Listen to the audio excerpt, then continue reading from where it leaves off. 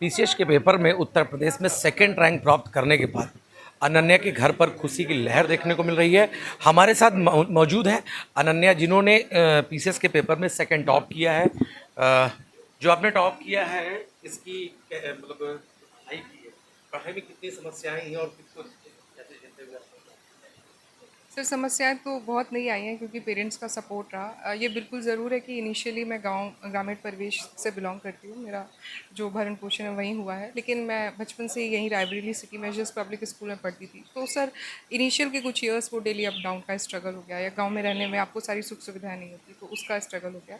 But sir उसके बाद क्योंकि एकेडमिक्स अच्छा था तो मैंने बीएचयू से सोशियोलॉजी ऑनर्स में मैं गोल्ड मेडलिस्ट हूँ। और सर उसके बाद मैंने सिविल सर्विसेज की प्रिपरेशन स्टार्ट की। सर ये मेरा यूपीपीसीएस में फर्स्ट मेंस था और फर्स्ट इंटरव्यू था, और सर अनबिलीवेबल है कि सेकंड रैंक आया।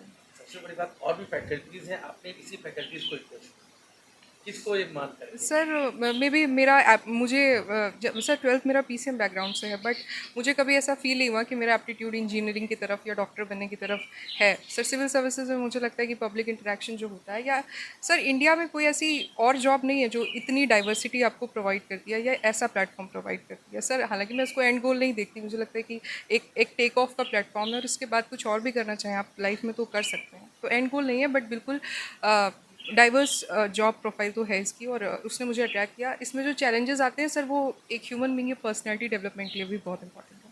सबसे बड़ी बात, आपके मामा जी डिस्टेंस ठीक है, दोस्त को लेकर तो ऐसा नहीं है कि आपने सोचा हो, आपने बताया कि मामा जी कैडिशनल एसपी हैं, उन चीज़ों को भी देखते हुए। नहीं सर, उनको देखते हुए नहीं सर, क्योंकि हम लोग तो बहुत दूर रह रहे थे उनसे। बट सर उनकी उनकी जो स्टोरी है वो काफ़ी इंस्पिरेशनल है सर, रैग्स टू रिचेस वाली स्टोरी है।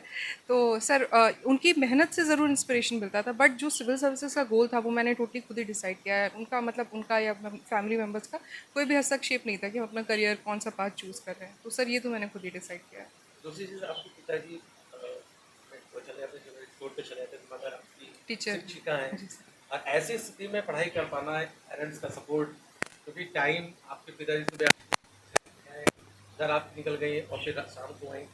जी सर। सर तो घर खाली रहता है और पढ़ाई के लिए कोई डिस्टर्ब करने वाला नहीं रहता है। तो सर थोड़ा ये सर कभी-कभी आइसोलेटेड फ़ील होता है, या ऐसा होता है कि बात करने के लिए कोई नहीं है क्योंकि पेरेंट्स काफ़ी बिज़ी रहते हैं। सर पर इसी समय इसी में फ्रेंड्स का रोल आता है। सर मेरे सारे फ्रेंड्स ने बहुत ही पॉजिटिव एटमॉस्फेयर मुझे प्रोवाइड किया। तो सर जब भी मैं लो फ़ील करती थी या मुझे कोई भी प्रॉब्लम होती थी तो मैं उन्हें कॉल कर लेती थी, और सर वो मुझे मोटिवेट करते थे या सिर्फ बस मेरी बातें सुन लेते थे, तो उससे भी। तैयारी के लेकर किसी ट्यूशन से कांटेक्ट रहा जहाँ से आपको प्रिपेयर मिला हो? नहीं सर, मैंने जीएस के लिए कभी भी कोई कोचिंग जॉइन नहीं की, और यूपी पीसीएस के लिए एक्सक्लूसिवली मैंने सेल्फ स्टडी से प्रिपेयर किया है। सर टेलीग्राम ग्रुप्स ज़रूर जॉइन किए हैं या फ्री इनिशिएटिव ज़रूर जॉइन किए, बट मेनली रिसोर्सेज जो थे उसे मेरे मामा जी ने मेरे को थोड़ा सा पर्सनलाइज गाइडेंस दिया कि कैसे पढ़ना है। और रिसोर्सेज तो सर आज के टाइम में बहुत है, चैट जीपीटी का ज़माना है, और आप किसी भी टॉपिक पे आपको कितना भी कंटेंट चाहिए मिल सकता है, बट आप उसी कंटेंट को कैसे पढ़ते हो, एग्जाम में कैसे लिखते हो, आपका डेली रूटीन क्या है सर, ये सब बहुत मैटर करता है। उनके पिताजी मौजूद हैं, हम बात करेंगे उनसे। सर, आपकी बेटी का यूपी पीसीएस कैसा रहा? सर मुझे अत्यंत खुशी हो रही है कि मेरी बेटी ने सेकंड रैंक हासिल की है, और इसमें मेरा और मेरी पत्नी का योगदान रहा कि उसकी पढ़ाई में हेल्प करती थी, मतलब कि कोई डिस्टर्ब ना हो, किसी तरह का व्यवधान ना पहुँचे। और इसलिए हमारी बिटिया ने इसमें मेहनत किया लगन से, और सेकंड पोजीशन रैंक हासिल की। और अ, ये और भगवान की कृपा है कि वो इस पोजीशन पे आ गई। और कहीं ना भगवान कहीं देखा जाए, आपने बताया कि गांव से आपका लिंक है, गांव से एक आने के बाद रायबरेली आने का क्या पर्पज रहा, क्या सोचा? सर रायबरेली आने का यही कारण, मेरा मुख्य उद्देश्य यही था कि हमने वहाँ पहले बिटिया को और बेटे को यहाँ से अप डाउन करते थे, और थोड़ा कोई साधन नहीं था वहाँ से आने जाने का। बाइक से ही ले जाते थे और लाते थे, तो थोड़ी दिक्कत तो होती थी। तो इसलिए हमने यहाँ पर रायबरेली में सेट हुए कि बिटिया को आगे पढ़ना है, और ये हर क्लास में अच्छी पोजीशन लाती है। तो इसलिए कि ताकि इसकी पढ़ाई में कोई व्यवधान ना हो और आगे उन्नत कर सके। किस सन में आप लोग रायबरेली आए? हम 2010 में सर आए थे। हाँ। अधिक जानकारी के लिए हमारे साथ मौजूद है अनन्या की माता जी, जो शिक्षिका हैं सरकारी विद्यालय में। आप शिक्षिका हैं, कब से मतलब सरकारी अध्यापन के रूप में कर रहे हैं? सर मेरी पोस्टिंग तो बहुत 95 की है।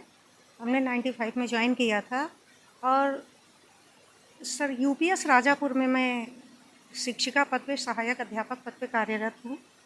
तो अपने विद्यालय के विषय में भी ज़रूर से कुछ कहना चाहूँगी कि मेरे बेटी की तरह ही वहाँ पर भी राष्ट्रीय आय एवं योग्यता आधारित परीक्षा होती है गरीब बच्चों के लिए, जो कि मेरे स्कूल से लगभग हर वर्ष जब से ये अभी शुरू हुआ है तो 2-3 बच्चे निकलते हैं। उसमें भी हमारा और हमारे पूरे स्टाफ का सहयोग रहता है।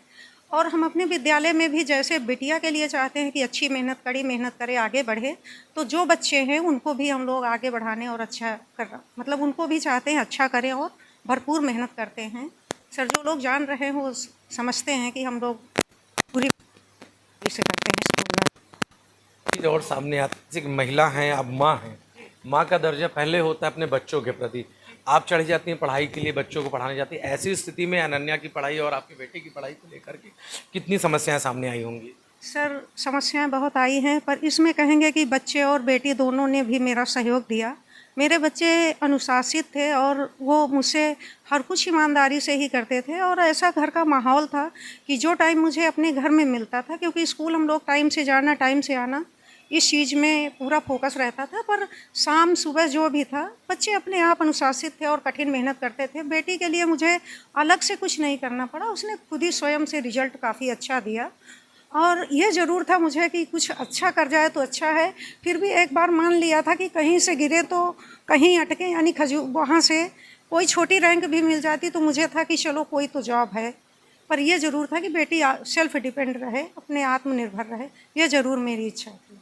रैंक सुनने के बाद मुझे विश्वास ही नहीं हो रहा था। मैंने कहा ज़रा इसको लाओ, मैं रोल नंबर मिलाती हूँ, और मैंने एक एक गिनती और 0 और ये करके मैंने मिलाए। और फिर मुझे थोड़ी देर तो यकीन ही नहीं हुआ, मुझे लगा ये कैसे हो गया, मतलब वो क्या कह सकते हैं उस विषय में। फिर मुझे लगा कि नहीं, ईश्वर, अगर आप ईमानदारी से कोई भी काम करते हो, जिस क्षेत्र में आप हो, और आप अपने परिवार के प्रति ईमानदार हो, विद्यालय के प्रति ईमानदार हो, जो आपका कार्य क्षेत्र है, आप अगर वहाँ ईमानदार हो और ईश्वर पे सच्ची निष्ठा और आपका कर्म और आपके कर्तव्य अच्छे हैं, तो ईश्वर फल देते हैं। वो मैंने अपनी लाइफ में महसूस किया है। कहीं ना कहीं उत्तर प्रदेश की पीसीएस में दूसरी रैंक पाने के बाद अनन्या त्रिवेदी के घर में खुशी का माहौल है। तो वो उनके परिजनों ने, यानी माता पिता ने पूरी तरीके से ईश्वर पर निर्भर होकर उनका आशीर्वाद लिया है। रायबरेली से दैनिक भास्कर के लिए आशीष श्रीवास्तव।